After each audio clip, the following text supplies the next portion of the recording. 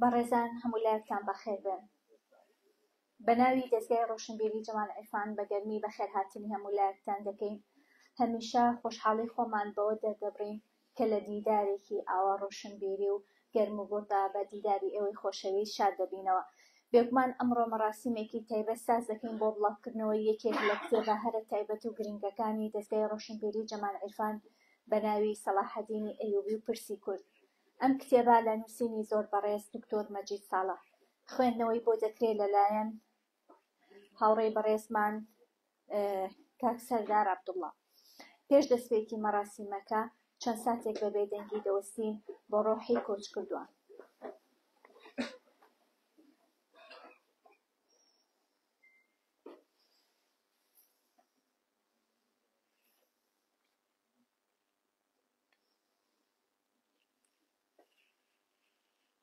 بفەرمووین. زۆر سپاس. بەڕێزان، ئەوەی ڕۆژێک کە هاتبێتە ماڵەکەی خۆی دەستگای ڕۆشنبیری جەمال عیرفان دیارە دەزانێت کە ئەم دەستگایە خزمەتێکی بەرچاوی پێشکەش بە کتێبخانەی کوردی کردووە کە ئەمە ئەرکی سەرشانی خۆیەتی. من چەند گوزەرێک دەکەم بەنێو مێژووی کتێبخانەی کوردی و هەروەها بەنێو ئەو چاپکراوانەی کە دەستگای ڕۆشنبیری جەمال عیرفان پێشکەشی کتێبخانەی کوردی کردووە. هەڵبەتە ئەم کتێبخانە نەخشین و ڕەنگینەی ئێوە دەیبینن هەمیشە بە هاوکاری و بە پاڵپشتی زۆر بەڕێز دکتۆر تەها ڕەسوڵ بووە. ئەو خەمخۆری کتێب و کتێبخانەی کوردی بووە و هەمیشە دەستی نووسەران و ئەدیبانی کردووە و دەستگاکەش بە سەف و بەڕێوەبەریەوە هەمیشە دەرگای ئاوەڵا بووە بەڕووی ئەو کەسانەی کە ئێرە بە ماڵی خۆیان دەزانن کار و چالاکی و هەموو ئەو کارانەی کە ئەوان و لەگەڵ کاری دەستگاکەدا دەگونجێت لێرە پێکەوە ئەنجامی بدەین. بەڕێزان، دەستگاکە لەوەتەی دامەزراوە هەتاوەکو ئێستا کۆمەڵێک کتێبی زۆر باشی پێشکەش بە کتێبخانەی کوردی کردووە. ئەگەر لەم دوایانەوە دەست پێ بکەین، یەکێک لە کتێبە هەرە بەناوبانگەکان کە زیاتر لە 800 زنجیرەیە، ئەویش کتێبی بەناوبانگی ئۆکسفۆردە کە تا ئێستا نزیک دەبێتەوە لە 200 کتێبی چاپ کردووە و خستوێتە بەردەم بینەران و خوێنەرانی خۆشەویست. یەکێکی تر لەو زنجیرانە کتێبی بەناوبانگی ئیبراهیم یونسیە کە سەرجەم بەرهەمەکانێتی، هەروەها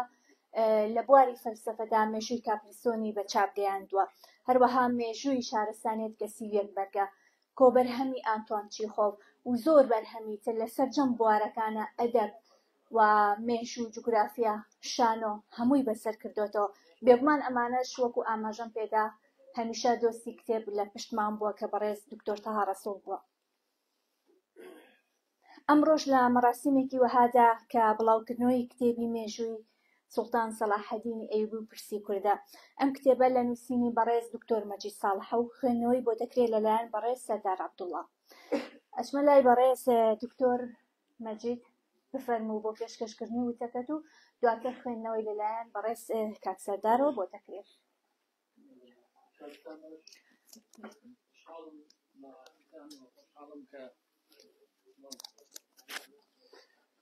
لە دەستگایەکی گرنگی وەکو دەستگای جەمال عیرفانە پێکەوە یەکتری بینین بۆ قسەکردن لەسەر ئەو کتێبەی کە چاپم کردەوە. من دوای قسەکانی کاک سەردار قسەکەم، بەڵام ویستم داوام لە برادەران ڕێگەم پێ بدەن اعتزارێکی کاک ستران هەوڵاتان بۆ بێنمەوە قەرار بوو ئەویش یەکێک بێ لەوانەی کە خوێندنەوە بۆ کتێبەکە بکە، بەڵام بە حکمەوەی کە کۆبوونەوەی مەکتەبی سیاسییان هەبوو لە سلێمانی نەیتوانی بێت، هیوادارم کۆبوونەوەکان بەرهەمدار بێت و بچێتە خزمەتیەوەی ئەو سیاسەتویە ئەو بەرنامەی کە ئێمە داماناوە بۆ خزمەتی نەتەوەکەمان. و سوپاسی کاک سەردار بکەم کە عەزیەتی کێشا لە هەولێرەوە گەڕایەوە بۆ ئەوەی کە ئەو بابەتەی پێشکەشکا لەسەر کتێبەکە. دیسان و سپاسی ئەوەکەم و هەروە سپاسی دەستگای جەمال عیرفانەکەم کە تایبەتی دکتۆر تەها ڕەسوڵ کە بە پەرۆشەوە هاوکاری کردم، یعنی خۆی دووسێ جار هاتە سەر خەت بۆ چاپکردنی کتێبەکە. ئێستا کاک سەردار بفەرمێ بابەتەکەی پێشکەشکە، من دوای قسە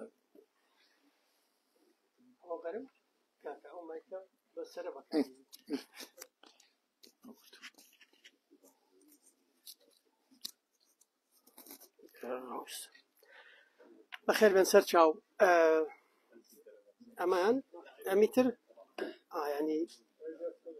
خۆوا بزانم بە پێی شەرع تا 4 مایک حەڵاڵ مامۆستا عوزێر لێرە ئەگەر وانە بێت توانێ بڵێ وانە اینجا پیرۆزبایی زۆر لە کتێبە لە دەرچوونی کتێبە کاکەم کاک مەجید پیرۆزە بۆ کڵاوەکەش ئەمڕۆ کاکستران عەبدوڵڵا تەلەفۆنی بۆ کردم ڕای سپاردم لە جیاتی ئەو هەندێک تێبینی هەیە بیخەمەڕوو بۆ چۆنەکانی ئەویش وتی وەکیل بەوتم من وەکیلی تۆ نابم چیتەوێ بۆی ئەوە بڵێم کە ئەوەم زانی ئەو نایەت وتون دەبار ڕێکەوەی کڵاو بکەنە سەر کاک مەجید وتی قژی مێناوەتە ناو چاوی تاوتم وەڵا منیش تەلەفۆنم بۆ کردم لە هەولێرم زۆر سەغڵەتمان کرد چینە سەغڵەتمان کرد تا ئێستا ژوای زانیەوە لە ڕێگەم بۆ ئێرە دێمە خۆی قەرار بوو لە هەولێر بم بەبەر کۆڕەکی کاک مەجید نەڕۆشتم کاکستران اعتزاری کرد کە کۆبوونی مەکتەبی سیاسیان هەیە بەڵام بە کورتی دووسێ شتی گرنگی عەرز کرد یەکێکیان پیرۆزبایی دەستخۆشی بوو یەکێکیان ئەوە بوو کە گرنگە کەسێکی دەرەوەی موەسسەسەی دینی دەرەوەی تەیاری دینی و ئیسلامی لەسەر بابەتێکی وابنووسێ گرنگە و تەنانەت ئەو نمونەی عەقادی هێنایەوە کە زنجیرە کتێبێکی زۆر گرنگی هەیە عەقاد لەسەر ڕابەران و لەسەر گەورەکانی مێژووی ئیسلام سلسلەیەک عەبقەریەتی هەیە عەبقەریەتی عومەر و عەلی و فتنەکان و لای هەمووتان ڕوون و ئاشکرایە خاڵێکی تر کە گرنگ بوو ئاماژەی پێدا ئەوە بوو کە کاک مەجید مەسەلەیەکی گرنگی دەستنیشان کردووە لە کەیەوە ئەم دژایەتیەی کورد بۆ سەلاحەدین دەستی پێ کردووە و کاک مەجید لە ڕاستیە ئیشێکی گرنگی کردووە منیش هاوڕام لەگەڵ کاکسترانە کە ئەم مەسەلەیە تازەیە یعنی مەسەلەیە تازە پیا بووە و لە ناو تەیارێکی تۆزێ نامۆیشە یعنی تەیاری چەپ و نەتەوە پەرستە چەپەکانە نەتەوە پەرستە چەپەکانە کەم پێم وایە نەتەوە پەرست و چەپ و چەپڕە و بە دوو معنای جیاواز بەکاریان هێنێنی لێم تێکەڵ نەبووە چەپ و چەپڕە و لەسەر پێوەرەکەی لینین کە نەخۆشی چەپڕەوی مناڵانەی نووسی بوو کاکستران بە شێوەیەکی گشتی کتێبەکە بە گرنگ و بە نەوعی و بە ئیزافە ئازانیە بۆم بابەتە گرنگ و یەکلاکەرەوەیە ئەمە بەگشتی سەرنجەکانی کاکستران بوو ئەوەی کە من دەمەوێت لێرە عەرزتان کەم زۆر بە کورتی هینیەکەم ئەم کتێبەی ئێمە لێرە نین بۆی ناوەڕۆکی کتێبەکەتان بۆ باسکەین چونکە ناوەڕۆکی کتێبەکەمان باس کرد و وایە پێتان بڵێن میخوێندنەوە ئێمە هەوڵ دەم باسی بکەم ئەم کتێبە بۆ گرنگە بۆچی پێویستە بیخوێنینەوە بۆ گرنگە بیخوێنینەوە ئەڵبەتە کاک مەجید زۆر بە خێرایی هەندێک شت لەسەر کتێبەکەی لێم وای بایەخی کتێبەکە و بایەخی وە گرنگی دەرچوونی کتێبەکە و بایەخی خوێندنەوەی ئەم کتێبە لەلایەن خەڵکەوە بۆ چییە کاک ستران خاڵێک تریشی ئیزافە کرد ئێستا بیرم کەوتەوە کە کاک مەجید ئەزموونی ئەمە یەکەم ئەزموونی کتێبی مێژووی نییە بەڵام پێچێت تەخەسوسی کرد بێ ملاحەزەیەکی دەقیق و زیرەکانە بۆی کاکستان تەخەسوسی لە کاراکتەرەکان کردووە هەنی باسی قۆناغی مێژووی ناکە باسی کاراکتەرەکە ئیحسان نووری پاشایە شێخ نووری شێخ ساڵحە ڕەحمەتی کاک نەوشیروانە بەڵێ ڕەفیق حلمیە و سەلاحەدینە لەوەی کاک نەوشیروانەش بێت بیار من فریاد کەوت لەناوێک دەشتایی گەورە گۆڕانە لەنایانە من غەیرەدین بۆ من قسەم لەسەر کاک مەجید سەلاحەدینی ئەیوبی خستۆتە سیاقی مێژووی خۆیەوە سیاقی مێژووی خۆی یعنی سەرەتا باسی دەرکەوتنی کورد پێش ئەیوبیەکانەکە لە چ سیاقێک دەرکەوتووە دواتر دێ باسی دەوڵەتەکانی پێش ئەوەکە و ئەیوبیەکان چۆن پەیابوون چۆن چوونە مسر خلافەت بۆ خەلیفە چۆن دانی بە سەڵتەنەتی ئەیوبیاناوە و باس لەو مەسئلە گرنگەشەکە کە بە درێژایی مێژوو سەلاحەدین کاراکتەرێکی جێشانازی نەتەوەی بووە لای نوخبەی کورد بە ڕۆشنبیری بە شاعری بە سیاسی بە بەردەوامی بە شانازیەوە باسکراوە زۆر لە شاعیرەکان باسەکە کە باسی بایەخی و باسی سەلاحەدینی ئەیوبی وەکو سەرکردەیەکی نەتەوەی و شانازی نەتەوەی باس کرد. دواتر دێ باسی ڕۆژنامەمان بۆ کە لە سەرەتای سەدەی 20ەوە کە چۆن سەلاحەدین دیسانەوە لە ڕۆژنامەکانە بە شانازیەوە باسەکرێ و چۆن کورد سەلاحەدینی وەکو سەرکردەیەکی بێگانە و خزمەتکاری بێگانە و دژە کورد و هەندێ دەستەواژەی تریش کە هاتە پاڵی بەداخەوە زۆر بێمانا و بێبنەما بوون. کاک مەجید ئەمانە ڕوونەکاتەوە زۆر گرنگە ئەچێتە سەر سەرەتاکانی تەنانەت یەکێک لەو خاڵانەی لێرە باسێکە کە زۆر گرنگە ئەوەیە کە ئەڵێ هەوڵمدا لای شوعەکانەمە بدۆزمەوە نەمدۆزیەوە تەقیمەوە بە شتێکی سەیرە ئەوژەوەیە شاعرێکی گەورەی وەکو گۆران کە بە تەوەجوی شوعی ناسراوە ئەم پیاوە هینە ئەم پیاوە شعری هەیە و شانازی بە سەلاحەدینی ئەیوبیەوە لەبەرەوە ئەوەی ئەمە لای ئەوەوە دەست پێکە کە ڕەوتی ناسیۆنالیستی چەپی چەپڕە و ئەمە تەبەنیەکەن لە دژی ئەوەی ئەو کاتە بێت لەگەڵ ئەوەی کە ناسیۆنالیزمی عەرەب دێن دەیانەوێت سەلاحەدین ببەن بۆ خۆیان زەوتی کەن ناسنامەکەی بگۆڕن وەکە ناسنامەکان گۆڕی لە بەرامبەر ئەمەیە ئەو پەرچەکردارەی کە بەشێکی زۆری بەرخوردی ئێمە بەتایبەت لە باشوور لەگەڵ دەسەڵاتی عەرەبی بووە ئەمە ڕەنگە یەکێک لە ئەسبابەکانی هەبوو بێ بۆیە من نەمزانیوە لە ڕاستیە لە باکوور لە کورد لە باکوورا چۆن باسی سەلاحەدینی کردو هەمان ئەو نەفەسەی لێرە لە دژی هەیە لەوێژ لە دژی هەیە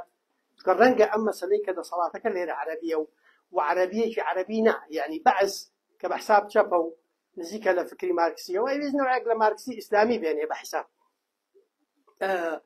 لە ئەخیرا چێتەوە سەر كنتم خەیرە ئومەتین ئوخرجەت للناس چێتەوە سەرەوە ئەوەی کاک مەجید لێرە کردوێتی زۆرە و ناتوانین لە خاڵ و لە کۆڕ لە چەند خاڵێکا کورتیکەینەوە لە کۆڕێک شاکۆیکەینەوە لێگەڕێم خۆتان یەکێنە شتە گرنگانەی کە نابێ بازی بەسەرا بدەم ڕۆڵی ژنانی بنەماڵی ئەیوبیە و ڕۆڵی ژنەوە ئەمە زۆر زۆر گرنگە ینی مەسئلەیەکە کە ئێوە زانن ڕۆڵی ژن ڕۆڵێکی محەڕەم بۆ تا ڕادەیەکی زۆر لە زۆر سەردەمی مێژووی ئیسلامە ئەوەی یەکێکتر لە خاڵەکانە کە گرنگە باسیەکە باسی زۆر مەسائلی ترەکە ئەوەی کاک مەجید لێرە کردوێتی زۆرە ئەوەی ساخت کردوێتەوە کە ئەم تێگەیشتنە نادروستە سەبارەت بەم پیاوە بەدەوڵەتەکەی ڕاست نییە و ڕەسەنیش نییە ڕەسەن نییە لە لەحزەیەکی سەیرە هاتووە ئێستای بەسمەوە بە مەسئلەیەکی گرنگەوە وە کاک مەجید لە پاڵ ئەو هەوڵانەی تریش هەندێک هەوڵی تریش دراون زۆر نین بەداخەوە زۆر کەمن دەبێت زیادیان بکەین بەڵام لێرە گومانی لەوە نێشتۆتەوە کە دەوڵەتی ئەیوبی دەوڵەتێکی کوردیە ئەوە بکەن بە ماڵ لەسەر و دوای هەر کەسێک دوای خوێندنەوەی ئەم کتێبە گومانی ما ئامادەم مناقەشە بکەین و منازەرەی عەلەنیش بکەین پێکەوە قسەیەکی باو هەیە من دەمێ بڵێم بۆ مێژوو گرنگە ئێمە بۆ گرنگە بچینەوە سەر مێژوو سەر کاراکتەرەکانی مێژوومان چونکە مێژوو خۆی بەکارهێنراوە بۆ سەرکەسکردن و تێکشکاندنی کاراکتەری ئێمە و هەستکردن بە خۆ بەکەم زانین و خۆ بە زەلیل زانین لە بەرامبەر نەتەوەکانی تر و ئەوانی تر ئەمە بە شێوازێکی خراپ بەکارهێنراوە بەداخەوە خوڕافەی بۆ دروستکراوە بۆیە ئەنواع کتێب و ئەنواع شتی سەیر و سەمەرە دەرچووە دەیەوێت پێت بڵێت مێژووی تۆ سەرکردەکان لە ئاستیەوە نەبوون سەبەبی چییە وڵا متەخەلف بوون وڵا دەستێژی نازانام تەوقەی نەکردووە تا ئەوەی نەبەستۆ بەدەستیەوە لە پاڵ ئەمەیە دەوێت پێت بڵێم سەرکردانەت هیچ نەبوون بۆیە کورد نەبوو بە هیچ لە پاڵ ئەمەیە دەوێت پێت بڵێ کورد خۆی هیچ نییە وەکو کاراکتەر وەکو تاک خۆی کاینێکی بچووکە خۆی بچوو کاینێکی قەزەمە خۆی بێکەڵکە بۆیە نەبوو بە هیچ جینایانی تۆ ادعاکەی من خوڕافەکانتان بێنمەوە ادعاکەی لە مادەوە ئەی لە مادەوە ئەگەر تۆ خۆت میلەتێکی باش بوویتایە شتێکت بە شتێکە کرد هەیە کاکە ئەگەر من جاهلم نازانم تاریخی هەموو ئیمارەت و دەوڵەتانەی کورد پێش ئەیوبی دوای ئەیوبی نازانم ئەمە من جاهلم ئەمە خەتای کورد نییە ئەمە تێنەگەیشتنە لە مێژووی میلەتەکەی خۆت ڕەوتێکی تر پیا بوو لە دوای ڕاپەڕینەوە دەویست بڵێ بۆ ئەوەی ئەو شت بێ بۆی ئەو شت بێ دەبوو کورد مێژووی نەبێ هیچی نەکرد بێ لە مێژووە بۆی خوا ڕەحمێکی گەورەی پێ کردوین فلان و فلان و فلانی ناردۆ بۆمان بۆی مێژوومان بۆ دروستکەن و مێژوو لە منەوە دەست پێکە و ئەمەش دیسانەوە ئەگەر یەکێک خۆی ئەساسێکی تیاوێ بۆ دروستکردنی مێژوو نایە پێش خۆی بسڕێتەوە. ئەمە کەسێکی بچووکە چووکە مێژووی میلەتان یەکتر نەفی ناکەن مێژووی ملەتان یعنی پرۆسەیەکی کەڵەکەبوونی تەکاملیە یەکتر تەواوەکەن تۆ لەسەر ئەوی تر بیناکەی نایە ئەوی تر بسڕیتەوە وەختێ هیچم پێ نەبوو ئەڵێم کەس هیچی نەکردووە کە هیچم پێ نەبوو بەڵام ئەم مێژووی ئێمە مێژوویەکی دەوڵەمەنە بە ژن و بە پیاوی گەورە و داهێنەر و خاوەن داهێنان و خاوەن کاریگەری گەورە لێرەوە قسەیەکی باو هەیە کە مێژوو سەرکەوتوەکانی نووسنەوە دەڵام ئەم قسەیە درێتە پاڵ زۆر کەس و شەڕشی لەسەرێکی ئەو توێتی جا نازانم کە شەڕ لەسەر وتەیەکی وا بکەی لەسەر حقایقی مێژووی چۆن ئەکرێت اتفاق بەڵام من قەناعەتێکی ترم هەیە لەمە بەڵاتر ئەوەیە کە مێژوو شکست خواردووەی نووسێتەوە لەوە نییە کە براوەی بنووسێتەوە لەوەیە کە شکست خواردووەی نووسێتەوە شکست خواردوو دوو ڕێگە هەیە بۆ نووسینەوەی مێژوو یەکێکیان فاشیزم بەرهەمەیەنێ چونکە یەکێک لە پایەسەرەکیەکانی فاشیزم بوونی شانازی و سەروەریەکی گەورەی قوارەیەکی گەورەیە لە مێژووە من دەمەوێت شکۆی ئەو قوارەیە زیینوکەمەوە مەسەلەن هیتلەر باسی ئیمپراتۆریای ڕۆمانی مقەدەسێک مۆسۆلینی باسی ڕۆماکە شۆڤێنیستەکانی عەرەب و فاشەکانی عەرەب باسی خەلافەتەکانەکەن باعتیبارە ئەمە عەرەبی بووە کاتێکا کە ئەمە بە معنای ڕەسەنی قەومی ئەوانە عەرەبی نییە ئیمپراتۆریەتێکە کە سروشتێکی تری هەیە یعنی نامەوێت بچینە ناو ئەو مامە و مناقەشەیەوە بۆیە ئێمە زۆر گرنگە مێژوو بخوێنینەوە بۆی خۆمان بناسین ئەگەر مێژوو بەنەوعێکتر نخوێنینەوە وەکو خۆی مێژووی خۆمان من داوا ناکەم مێژووی خۆمان مبالەغە بکەین چونکە ئێمە لە ڕاستیە پێویستیشمان بەوە نییە شکۆی درۆینانە بۆ خۆمان دروستکەین کەسمان ناڵێن ئێمە دەوڵەتی ئەیوبی زیینەکەین زیینەوەکەینەوە بۆیە لێرەوە ڕوتێکی دیسانەوە نەخوێنەوە پیا بۆ پێ دەڵێ کوردایەتی فاشیزمە پایەکانی فاشیزم لە کووردا نییە لە پرۆسەی کوردایەتیش و لە فکری کوردایەتیان نیە چۆن دەتوانێت بێتە فاشی تیانە یەکێک لە پایەکانی ئەوەیە کە تۆ دەوێت مەجدی قوارەیەکی ئیمپراتۆریایەکی کۆن زیندوو بکەیتەوە فارس دەتوانێت فاشی بەهەیەتی بۆ بەو نەفەسە بیرەکاتەوە تورک واکە بەڵام تۆ بەو نەفەسە نیتە بۆیە ئەوە خوێندنەوەیەکی خراپی مێژووە کە شکست خواردوویەکی وەکو هیتلەر لێ پێ دەڵێ من ڕایخی هەزار ساڵە لەسەر بنەمای ڕایخی سەردەمی ئیمپراتۆری ڕۆمانی مقەدەسدا بەسرێن بوو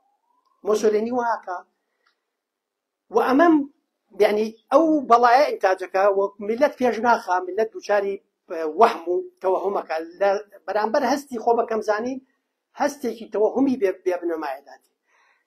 لە پاڵ ئەمە یا خوێندنەوەکەی تر کە شکست خواردوو مێژووە نووسێتەوەی بە ئینفعالەوەی نووسی کە بە ئینفعالەوەی نووسێ خۆی داماڵێ لە بنەماکانی هێز و لە کاراکتەرە گرنگەکانی مێژووی ئەمەیە کە ئەو ڕەوتە کردویانە کاک مەجید باسیەکە کە ئەمە لە مێژووی خۆت دابڕی هەموو جیهان شانازی پێوەکە لەحزەی سەلاحەدینی ئەیوبی گەشتترین هەرە دیارترین چرکەساتی مێژووی ئیسلام بە ئیجماعی هەموو میلەتانی جیهان و هەموو ئاینەکانی جیهان مێژووی ئیسلام کە چرکەساتی لێبوردەی زۆری تایە چرکەساتی گەش و هیچ چرکەساتێکی ناگاتە ئاستی دیاری و گەورەی و دەنگدانەوە و کاریگەریەکانی چرکەسات و ئەمەش لە ڕاستیە پەیوەندی بە سروشتی کوردبوونەوە هەیە پەیوەندی بەوەیە کە سروشتی کوردبوون خۆی سروشتێکی لێبوردەیە سروشتێکە ئەوانی تر قوبوڵەکە بۆیە کاک مەجید لێرەوە پرسی ئەساسی ئەم کتێبە کوردبوونە و لە ڕاستیشە زۆر جێی دەستخۆشیە کە توانوێتی کوردبوونەکە بسەلمێنێت ئێمە بە دووبارە خوێندنەوەی مێژوو خوێندنەوەیەکی ورد بابەتی جارێکتر کە ئەیانەوێت پێت بڵێن کورد خۆخۆرە بۆیە هیچی نەبووە بە هیچ خۆخۆرە کاکە دەمەقاڵەی دوو حیزبی لاکۆڵانی ئێستا مەکە مەکە بە حقیقەتێکی ئەزەلی و ئەبەدی بەسەر کوردەوە بەڵگەش چی هێنێتەوە کورد تەشبیهەکە بە کەو من ئەتخەمە سەر ئەم دوو چاوە ئەگەر کوردستان تاکە وڵاتە کەویتە کاکیان بەشەکەی کاکسران شمەیە کاگوریا کە بابەتەکەش ئەیهێنێ لە بەروێ داوای لەبرد نەکەم قساکەم جارێ ئەگەر بەس کوردستان کەویتە یا قبوڵ دەکەم بەزار وەکو هینیش وەکو بەهاوە ئەوەی کە حەقیقەتی سەر ئەرز و فیزیکی و بایۆلۆجی و هەنامە بێ بنەمایە ئەسڵی نییە بۆیە گرنگە ئێمە ئەمە جارێکی تر مێژوو بخوێنینەوە مێژوو سیاسەت دروستەکە یا سیاسەت مێژوو دروستەکە لە ڕاستیان لە ئەسڵە مێژوو سیاسەت پێیان سیاسەت مێژوو دروستەکە سیاسیەکان مێژوو دروستەکەن بەڵام مێژوو نووسەکان جارێکی تر بەنەوەیەکی تر سیاسەت دروستەکەنەوە چۆن مێژوو نووسەکان ڕۆڵی گەورەیان هەیە وایە گرنگە بەس بە تەنیا یعنی خەڵک پیا بێ مەجی ساڵح چی داوە لە مێژوو چی لە مێژووە زانێ بۆ ناچێت لە تەخەسوسی خۆی قسە بکە ئەو قسانە لەسەر کاکسوەران هەمڕەش زۆر کرد لە ڕاستیان تەوەجوهێک پیا بۆ لە جیهانە ئێستا ئەمەی بەتاڵ کردوتەوە پێ دەڵێ ئەسڵەن مامۆستاکان مێژوو نووسەکانی ناوزانکۆ کاریگەر و خوێنەوارەکانیان باسەکەم دەبێت لە پشتی دیوارەکانی زانکۆ بێنە دەرەوە سەرۆکەکانی گیان دامەزینەرەکانی ئەساسی ئەمریکا مێژوو ئیلهام بەخشی گەورەیان بوو بوش ئەگەڕایە بۆ مێژوو باسی وودرۆ ویلسنێک کە ڕەخنەی لە مێژووی لە فەرەنسا ئەمریکی گرت ڕۆژهەڵاتی ناوەڕاست پەنای بۆ مێژوو بۆ وودرۆ ویلسن و پرۆژەکەی وودرۆ ویلسن بردەوە لێرەوە دەمەوێت شتێکتان عەرز بکەم کە بایەخی مێژوو بۆ کورد بایەخێکی حیاتیە یعنی لە بینی بوون و نەبوونە ئەتێڵێتەوە یا ئەتکا بە هیچ وەک چۆن هەوڵەکانی داگیرکەران و نەیاران و دوژمنەکانی کورد لە نووسێنەوەی مێژووە بە بەردەوامی هەوڵی داوە ئەو هەستە بدا بە تۆ و ئەوانەی خۆشمان دیسانەوە هەندێکن هاتوون واعەکەن یان ئەتکا بەو کارکتەری کە خۆتت پێشتە خۆت وەکو خۆتە ناسی بۆیە لە شوێنێکە زانایەک وەکو هەرن شۆر لە کتێبی مێژووی زانستی مێژووە دەڵێ مێژوو بریتیە لە پرسیاری خۆت بناسە ئەحمەد بەعادینی مسری ئەڵێ لەسەر بنەمای ئەوەی کە بە ئەرستۆ ئەڵێ مرۆڤ ئاژەڵێکی قسەکەرە من لە ئەتێلایە وتم عاشقە بوونەوەرێکی عاشقە ئەحمەد بەعادین ئەڵێ مرۆڤ ئاژەڵێکی خاوەن مێژووە لەناو ئاژەڵەکانە بەس ئەو خاوەن مێژووە و ئەمە شتێکی دروست کردووە کە پێویست ناکە خۆی دووبارە کاتەوە لە کاتێکە ئاژەڵ کە لە دایکە بێت دەبێت خۆی دووبارە کاتەوە چۆن کەس نییە ئەوەی بۆ بژێڕێتەوە کەڵەکەبوونی ئەزمموی نییە و لێرەوە باسی ڕاوەکە لای مرۆڤ ڕاو چۆن گەشە ئەکا و مشک چۆن لە جێی خۆیەتی هەموو جارێک شەتوانی بە هەمان شێوازی تەقلیدی ڕاوی بکەیتەوە لە هەزاران ساڵەوە شێوازت ڕاوت کردووە تا مشک هەیە هەر توانی بەو شێوازەڕە چونکە مێژووی نییە مەمان باتەوە سەر قسەکەی سانتایانە ئەوەی دوێنەی خۆی لەبیر بکە یا بەبیری نێنێتەوە داهاتوویە دۆڕێنێ بۆیە هەرشۆ ئەڵێ مێژوو یادەوەری گروپەکانە گروپ ناتوانێت بەیەکەوە بە تاک وەکو ئاژەڵ هینمان هەیە بیرەوەری تاکە کەسیمان هەیە بەڵام مێژوو ئەبێتە بیرەوەری جەمعی بۆ هەمومان و ئەڵێ بەبێ ئەم بیرەوەریە جەمعیە کە وجدانی ئەو گروپەشە ئەڵێ ممکن نییە بتوانین چارەنووس و داهاتووی خۆت کۆنتڕۆڵ لەم ڕۆژانە سەرەتای ئەم ساڵ فۆرن پۆلیسی مەلەفێکیان کردووە لەسەر ترامپ ناوە جیهانی ترامپ مامۆستایەکی زانکۆی ئەمریکی هەیە ناوی ستیڤن سیستانۆڤیچە باوەڕ ناکەم پەیوەندی بە مەرجعی شیعی عێراقەوە هەبێت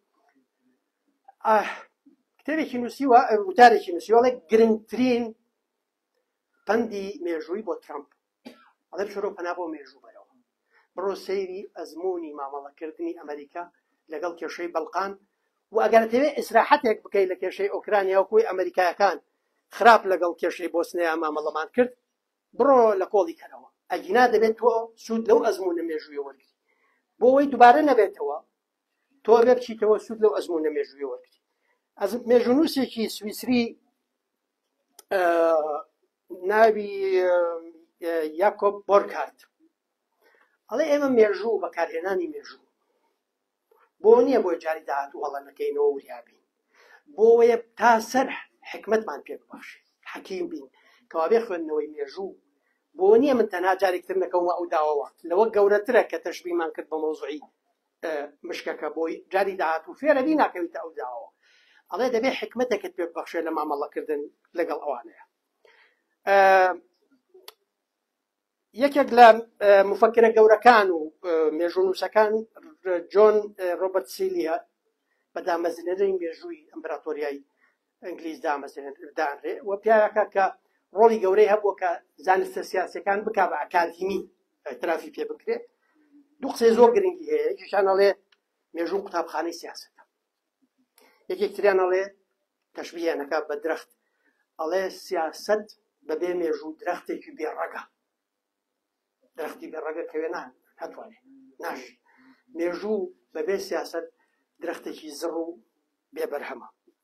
گۆستاڤ لۆپۆل لە کتێبی شۆڕشی فەرەنسیە کە کتێبێکی زۆر گرنگە تووشی شۆکت دەکا، من نامێ باسی کتێبەکەی گۆستاڤ لۆپۆل بکەم بەڵام زۆر گرنگە،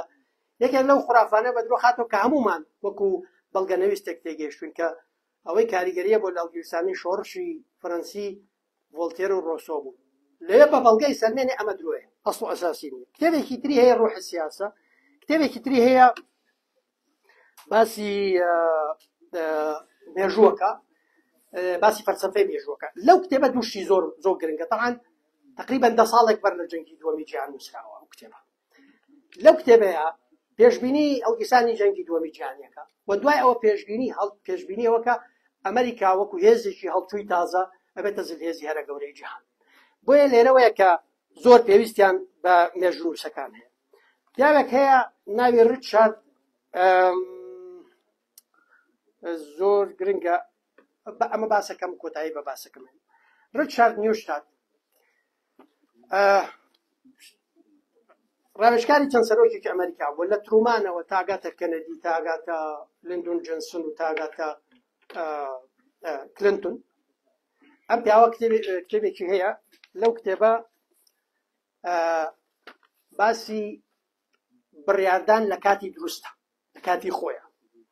بەوەی ئەو کتێبەوە ساڵی 2016 لە کۆلێژی هارڤاردی کەنەدی پرۆژەیەکی تازە دامەزراوە، 2016 دامەزراوە، ناونراوە ئەپلاید هیستری، مێژووی تەطبیقی. و ئەمە بۆ کەڵک وەرگرتنە لە مێژوو و ئەم کۆلێژە خۆی لە ئەسڵا بۆ پێگەیاندنی سیاسەکان و حکومڕانان دامەزراوە. بەڵام ئێستا ئەوە لە سەرتاسەری جیهانەوە زیاد لە 300 شارەزای سیاسەت و مێژوو لەو پرۆژەیە کارەکەن. لێرەوەی کە مێژوو لە علاقاتی خارجی لە دووبارە داڕشتنەوەی جیهان لەوانەیە جارێکتر ڕۆڵی خوڵقاندنی لە ڕێگەی کاریگەری لەسەر سیاسەکان و لەسەر بڕیار بەدەستەکان ڕۆڵی دووبارە دروستکردنەوەی سیاسەتەکە. بۆیە وەک چۆن سیاسەکان مێژوو دروستەکەن، مێژوو نووسانیش سیاسەت دروستەکەن. من لە ڕاستیە قسە زۆرە دیکەم، دەمەوێت بۆ کۆتایی بابەتەکە بێنم کە دەستخۆشی لە کاک مەجید دەکەم و زۆر پیرۆزبایی لێکەم، دەستخۆشی لە کاک دکتۆر تەهاو دەستگای جەمال عیفانەکەم بۆ کۆڕەکە و بۆ چاپکردنی کتێبەکەش. ئەم کتێبە زۆر گرنگە، من هەوڵمدا ئەوەتان عەرزکەم ئێمە مێژوویان لێکردوین بە ژەهر، مێژووی گەشی خۆمان ژەهریان لێ دروست کردووە دەرخە خواردمانەدەن. عادەتەن ژەهر تەریاقەکەی لە خۆی دروستە کرێ، بۆیە ئێمە پێویستمان بە دووبارە خوێندنەوەیەکی بابەتیانەی کوردانەی مێژوو هەیە. لێرەوە هیوادارم دەست پێ بکەین بە پرۆژەیەکی گەورە بۆ ناساندنی ڕاستیەکانی مێژووی خۆمان و بۆ ناساندنی ژن و پیاوە گەورە و مەزنەکانی مێژووی خۆمان. دەستان خۆش بێت. من دەبێت یەک خاڵی زافەکە بۆەوەی ئەمە ئەو قسەی کاک مەجید دەکرێت. وەڵا دەوڵەت لە وەختە نەبووە، دەوڵەتی نەتەوە نەبووە. تەڵان ئەمە درۆیشی گەورەیە، هەموو سەڵتەنەتەکانی ئەو سەردەمە هی نەتەوەکان بوو. ئەمە لەکوێ ئەم بەدحاڵی بوونن لەگەڵ دەوڵەتی نەتەوەی تازەیە دروست بووە کە لە ئەنجامی سوڵحی وێستفاڵیاوە پیا بووە. دوشتی جیاوازن یعنی ئەمە هاتووە نەوەیەک لە نظام تەنانەت کیسنجەر پێی وایە لە دوای سڵحی وێستفالیاوە شێوازێکی تری نظامی عالمیمان نییە ئەڵێ ئەگەر نظامێک بێت دەبێت کۆتایی بە نظامی وێستفالیا بێنێ بۆیە ئەم دەوڵەتە نەتەوەیە تازەیە کە دەرەنجامی سڵحی وێستفالیایە زۆر زۆر زۆر زۆر جیاوازە لەوە ئەوەتەی مرۆڤ هەیە قوارەی دروست کرد بێ و دەسەڵات خوازی کردبێت لەسەر ئەساسی نەتەوە دروستی کردووە دەستان خۆش بێت کاک مەجید مایکە خۆش بێ تۆزێکم زۆر سپاسی کاک سەردارێکم دیسانەوە سپاسی ئەوەی بەڕێزەکەم کە کاتی خۆتان بەخشی بەوەی کە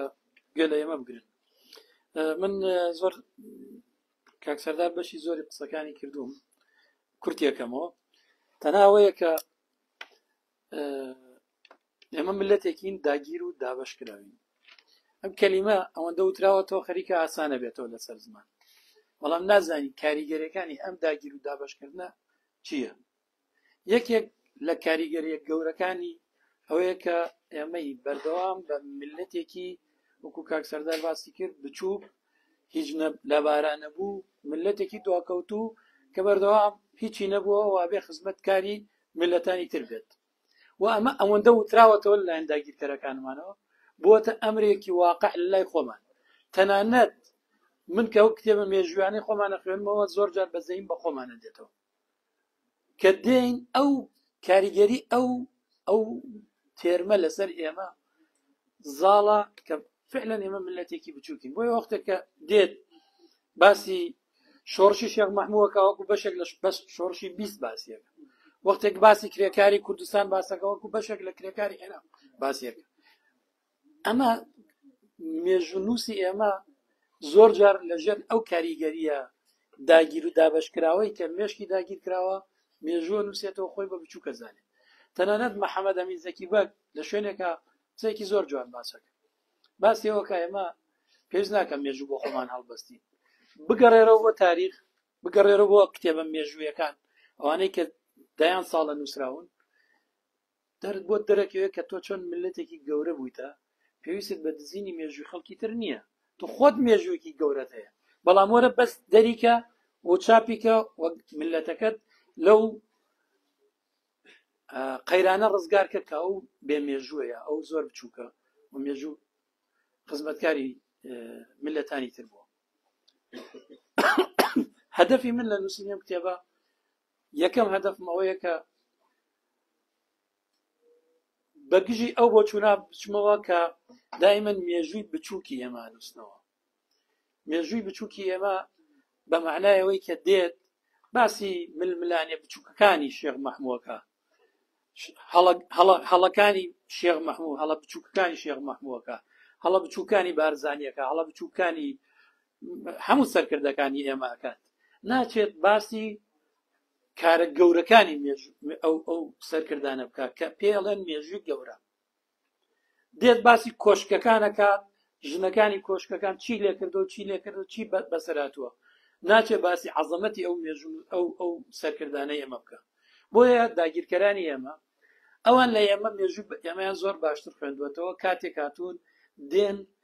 ڕێک ئیش لەسەر بچووکردنەوەی سمبولەکانی خۆمانەکەن سمبولەکانی خۆمان تێکەشکێنن کە تۆ سمبولی ملەتێک نەتەوەیەکت شکان وەکو وایە جونگەکانی لەشی بشکێنی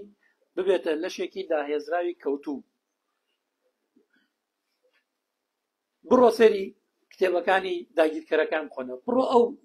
ڕۆژانەیە و قسانەی کە لای خۆمانەوە ناو هاوڵاتانی خۆمانەوترێتەوە دائیمەن ئێمە خۆمان هاتووین سمبولەکانی خۆمان نوکتەیان لەسەرەکەین قسەیان پێەکەین ژوێنیان پێدەین شتی ناشرینیان بەسەرەوە ئەمە لە کەیەوە سەر هەڵەدان لە ڕاستیە 70 ساڵە ئەم جۆرە بیرکردنەوە لەلایەن ملەتی ئێمە 70 ساڵە لە دوای ساڵی 1945 زیاتر یانی 70 ساڵ لە دوای ئەوەی کە کورد دەستبەرداری سربەخۆیی بوو لە دوای نەمانی حیزبی هیوە و هاتنی چەپ بۆ ناو کوردستان ئەو خواستە گەورەی سربەخۆیی کوردستان کە جاران عیبە بوو لەیلادەی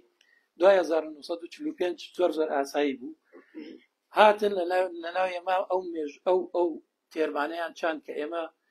بێسمبولین و ئەگەر سمبولێکیشمان هەیە هەزار غەڵەتی خۆمان باسیەکەین و لە سەلاحەدینی ئەیوبی و لە دوای 1950 دەستی پێکرد کاتێک کە ناسیۆنالیزمی تورک ناسیۆنالیزمی عەرەب بەردەوام هەوڵی دزین و تعریب و تەتریکی سەلاحەدینەکەن و بۆشیان نەکراوە چونکە هیچ کتێبێکی مێژووی نییە هیچ کتێبێکی مێژووی نییە کە باسیەوە بکە سەلاحەدین کورد نییە هیچ کتێبێک نییە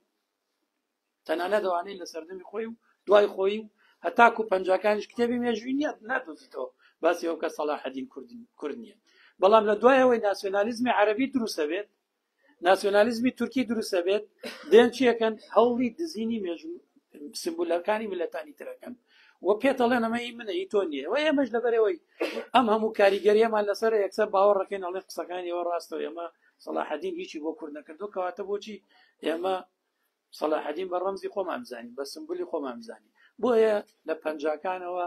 بەردەوام لە سەلاحەدین ئەدرێت لە ناو کوردستان لە ناو میلەتی ئێمە و کاکسەردا وتیایە لە باکووری ژوایە نەخێن لە باکوور وانی بەس لە باشوورە و ئەمە لەژێر کاریگەری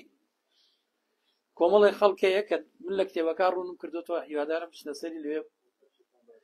یعنی کتێبەکەم لە پێناوی یەک شتان نووسیوە کەویش وەڵامدانەوەی ئەوەیە کە سەلاحەدین چی بۆ کورد کردووە ئایا دەوڵەتی کوردی دروست کردووە بەڵێ دەوڵەتی کوردی دروست کردەوە چون کتێبەکە بخوێنەوە بۆتان دەرەکەوێت زۆربەی هەرە زۆری مێژوونووسانی عەرەب ئەڵێن دەولە الکوردیە الئەیوبیە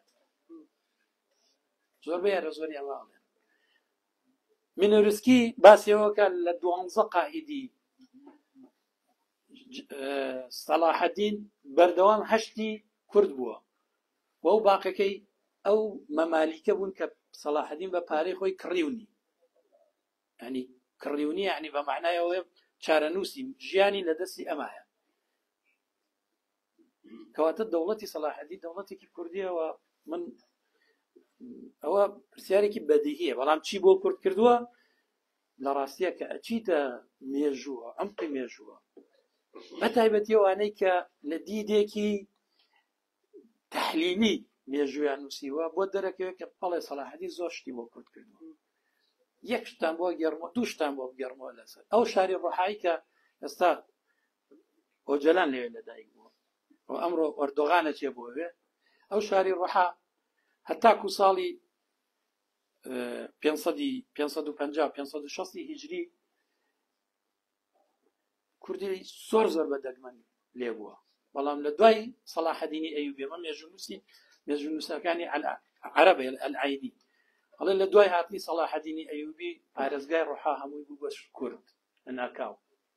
مێژوونووسێکی تورک هەیە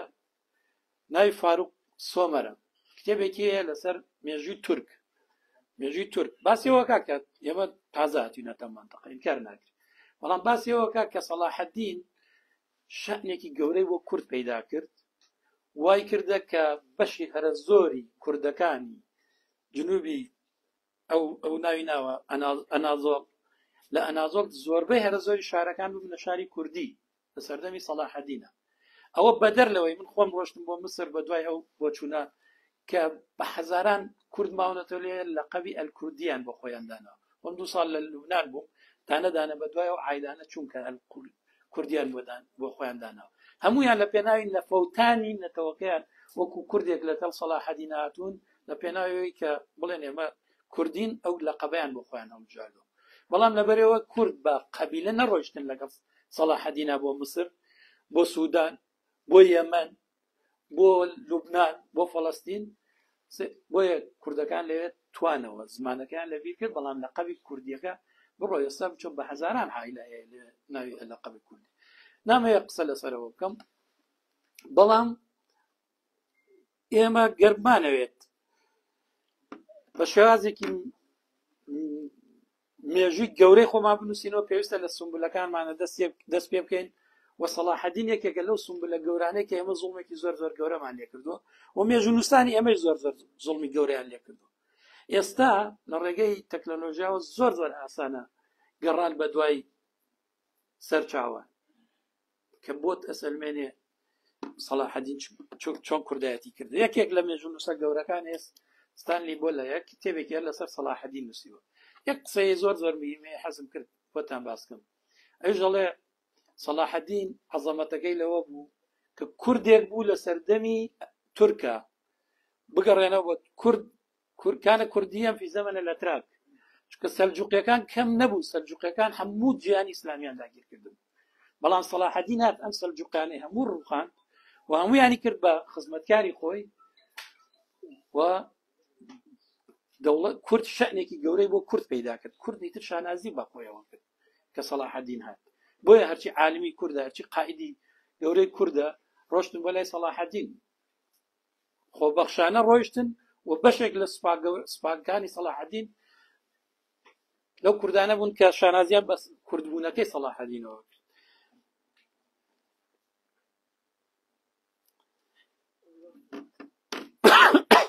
بۆیە من ئەو کتێبەم نووسیوە چونکە مێژ و نووسەکانی خۆمان کە من ڕۆشتم بەشی زۆری و کتێبانە و خوێندەوە لە دیدێکی ئایدۆلۆژی ئەشتە نووسن یعنی ئەگەر کەسێکە بۆ چوونێکی ئیسلامی هەیە هاتووە بەس لایەنە ئیسلامیەکەی سەلاحەدینی زاق کردوێتەوە سەلاحەدین کەمی نەکردو بۆ ئیسلام زۆری کردو بۆ ئیسلام بەڵام لەوە زۆرتر کە کردوێتی بۆ نەتەوەکەشی کردوێتی هەندێکی ترەیە بە لە دیدێکی ئایدۆلۆژی چەپەوە بۆی نووسن دژی قسەکەن بەڵام ئەگەر بڕۆیت سەیری سەرەتاکانی ناسیۆنالیزمی کوردی بکەین لە حاجی قادری کۆیەوە بگرە هەتاکو بێکەسی شاعر هەتاکو شێخ ڕەزای تاڵەبانی هەتاکو زێوەر بەشی هەر زۆری شاعرەکان بە فەخر و شانازیەکی گەورەوە شعریان بە سەلاحەدین وتووە و بە ڕەمزی کورد و ڕەمزی نەتەوەی کورد و سەیریان کردو گرنگتر لەوە ئەوەیە کە ناسیۆنالیزمی کوردی کە ڕۆژنامە دەرەکە لە یەکەم عەدەدی ڕۆژنامەی کوردستانەوە هەتاکو گەلاوێژ بەردەوام سەلاحەدین حزوری هەیە لە ئەدەبیاتی ڕۆژنامەگەری ئێمە ڕسمی خۆی مێژوەکەی تەنانەت کۆماری کوردستان پێش دروستکردنی کۆماری کوردستان ڕۆژنامەی نیشتمان کە دەرەچێت کۆماری نیشتمان کە دەرەچێت لە ماهەبە بە حەڵەقات بە هەموو عەدەدەکانی ڕسمی سەلاحەدینی ئەیوبی پێوە بە حەڵەقاتی لەسەر سەلاحەدین کە کۆمار دەرەچێت و ڕۆژنامەی کوردستان دەرەچێنێ دیسانەوە بەردەوام سەلاحەدین وەکو ڕەمزێکی گەورەی میلەتەکەمان سیر کراوە بەڵام وەکو باسم کرد کۆتایی قسەکانم بەوە دێنم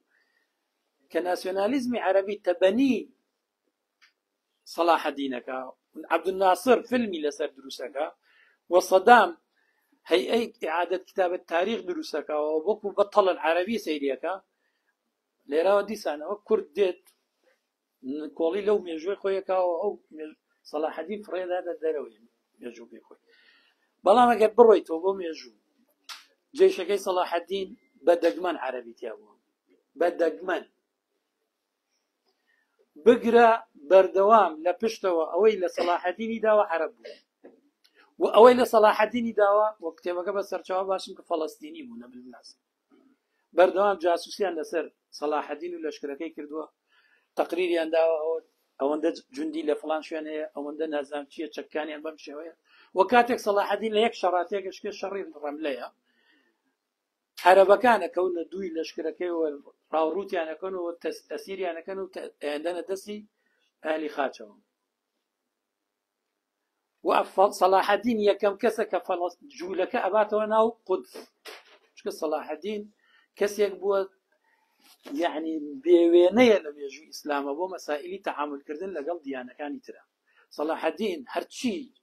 مەسیحی شەرقیە لە لای پیرۆز بووە پاراستونی و هەرچی جوولەکەی شەرقیە پاراستونی و تەنانەت دکتۆری عایلەکەی جوولەکە بووە و یەکەم کەسەوە وەکو باسم کرد لە دوای عومەری کوڕی خەتاب جوولەکە باتەوە ناو قودس باتەوە ناو قودس یعنی ئەمەی کە ئەوان ئەڵێن دژی جوولەکە بووە دژی مەسیح سەلاحەدین تەنها دژی مەسیحی ئۆرۆپی بووە کە هاتوون داگیریان کرد سەلیبیەکان بۆیە کەسێکی وەکو گۆران جوانترین شعر بەسەری ئەڵێ و پارێزەری شەرق ێزانێ ینی ئەگەر شەرق سەلاحەدین نەبووە شەرق داگیرە کرا من ڕۆژێک کۆڕێکمە بوو کە سەرداری جواب بزانم لێ بوو یەکێک لە سیاسەتمەدارەکان قسەوتی سەلاحەدین کارێکی غەڵەتی گەورەی کرد ئەگەر بێشتایە شەرق بکەوتایە دەستی مەسیحیەکانەوە ئێستا ئێمامان مەسیحی بوون بۆ خۆمان ئیسراحەتمان کردو ئێمەش پێشکەوتوو بوون. من لە کتێبەکە وەڵامێکی تایبەتی ئەو برادەرم داهاتوە لە بەشی ئەخیری کتێبەکەم کە باسەوەکەم ئەو وەختا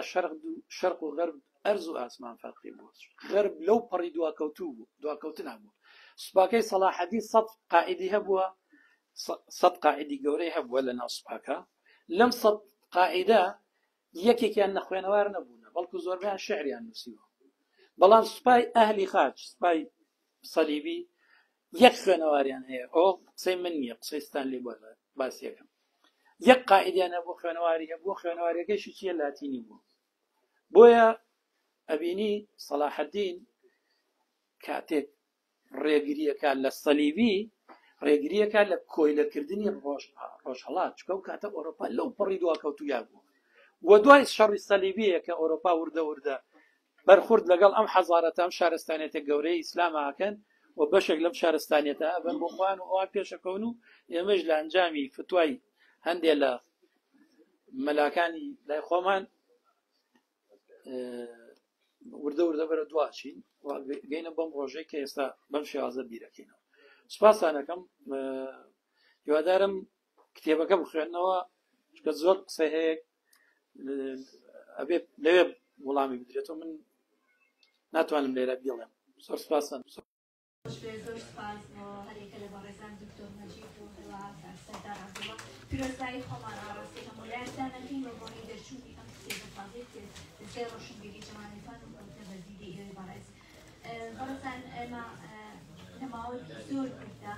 ئەگەر هەرێکە لە ئێوە لێدوانێکی هەبێ لەسەر کتێبەکە تکایە بە کورتی لەبەرەوەی ئەگەری سوڕانی کارەبامان ئەبێ بەدای بردنەوە.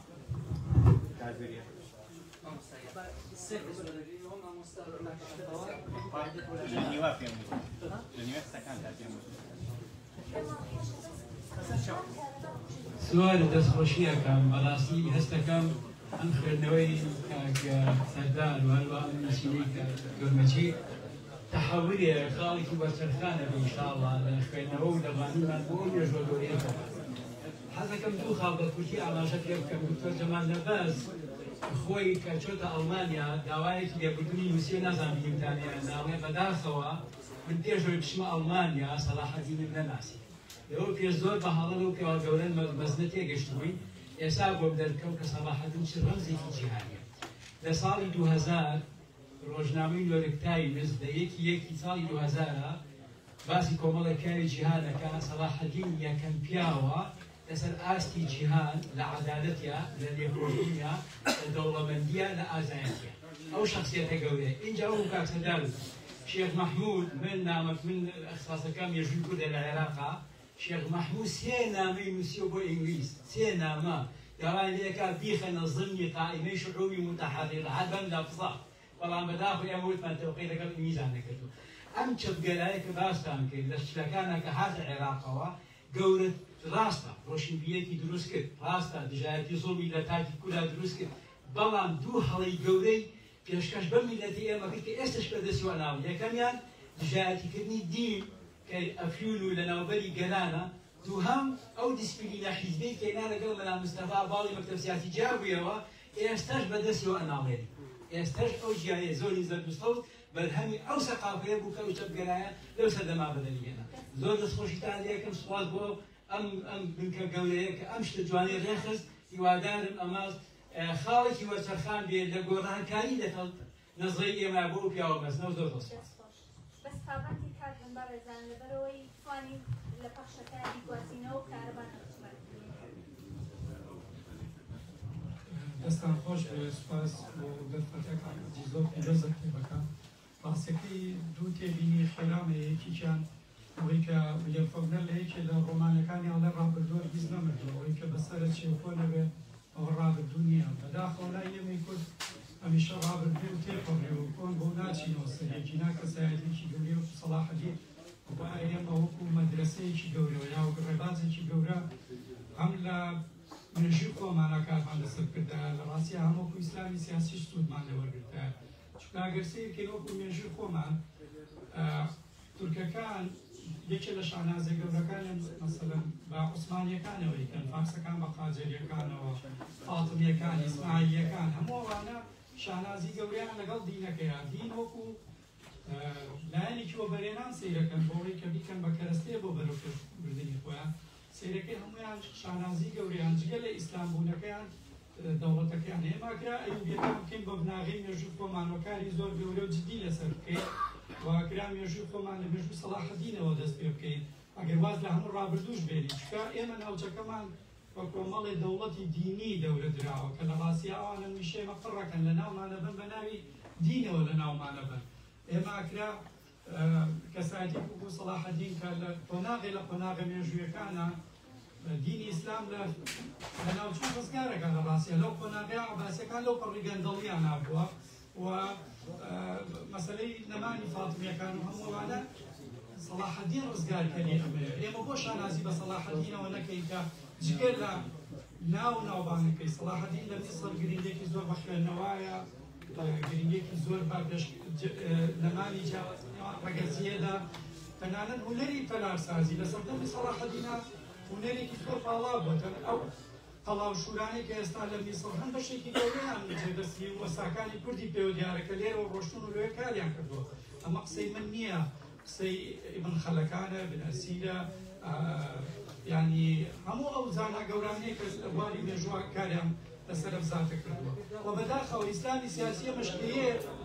بە دوای هاتنی ئەو تیۆرانەیە بۆ ئێرە بۆ نمونە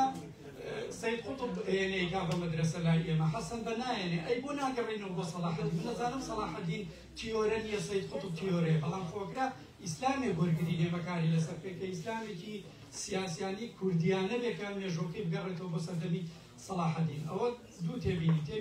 تێبینیەکش لەسەر کتێبەکە تێبینیەک لەسەر کتێبەکە ئەگەر سیرکەین ئەتوانین بە دوو قۆناغ سەیریکەین قۆناغی یەکەمیان ئەو سەرچاو مێژویانەیە کە تیا وەرگیراوە هەتا مردنی سەلاحەدین کتێبەکە زۆر بێکەم و کوردیە زۆر باشە کارگەنجی دەوڵەتی زۆر زۆریە هەموو ئەو سەرچاوانی لەسەر سەلاحەدینی بێلایەنانە کۆی کردوەوە قسەی لەسەر کردووە بەڵام لە قۆناغی دووەمی کتێبەکە بە مردنی سەلاحەدین دەست پێیەکە کاک مەجید کەمتر باز لە هەندێک بابەتی گرنگەکە یەکێک لەوانە بۆ چوونی خۆی لە ناو کتێبەکەیە وەکو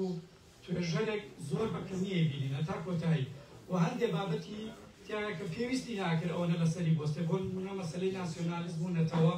نزیک بە 15 تا 17 لاپەڕی لەسەر ئەم بابەتە بۆ چوونی بیرمەندانی ناوەکانە ئیزافەیە لە کتێب یانی زیادەیە لە کتێبەکەیە کرا بە دووسێ پەراگەز ناوێن لە کتێب بێنێت و ئەو هەموو ئینەیتانەدەن بۆ چوونی خۆشی زۆر گرنگ بوو بۆچی ئێمە لەم قۆناغەیە سەلاحەدین بخوێنینەوە و بگەڕێنەوە دەستی خۆش بە قۆناغەکە زۆر گرنگە ئەکرێ بەڕاستی ئێستا لە هەموو کاتێ زیاتر پێویستە ئێمە لەسەر سەلاحەدین قسە بکەین.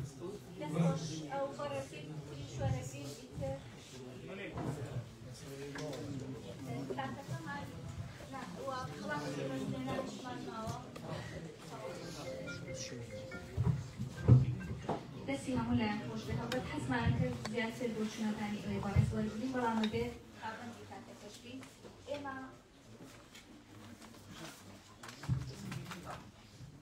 ئێمە لە کۆتایی مەراسیمەکە تا جارێکی تر بەخێر هاتنی هەموو لایەکانەکەی سوپاس و پێزانینی خۆمان ئاڕاستی ئێوەی خۆشەویستەکەی لە کۆتاییدا خەڵاتی ڕستنێنانی دەستگای ڕۆشنبیری جەمال عیفان پێشکەش بۆ سەر و خۆشەویستاناکەین کە خزمەتێکیان پێشکەش بە کتێبخانەی کوردی کردووە ئەم خەڵاتە لەلای مامۆستا عەلی شەمدینەوە پێشکەش بە دکتۆر مەجید دەکرێت بابوفەرمێ هەروەها وەکو کاکسەردار ئاماژەی پێدا لە کتێبەکەدا ڕۆڵ و گرنگی ژنیش باس کراوە چەپکردنی دەستگای ڕۆشنبیری جەمال عیفان لەلایەن نووسەر و شاعیر خاتوون نیشتیمان پێشکەش دەکرێت.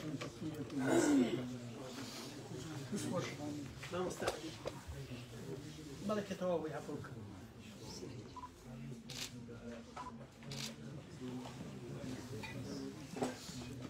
پیرۆزی بێت دکتۆریان دەست خۆش بێ و لە شفاف بێت خەڵاتی چەپکردنی دەستگای ڕۆشنبیری جەمال عیفانیش لەلایەن خاتوون نیشتیمانەوە پێشکەش دەکرێت.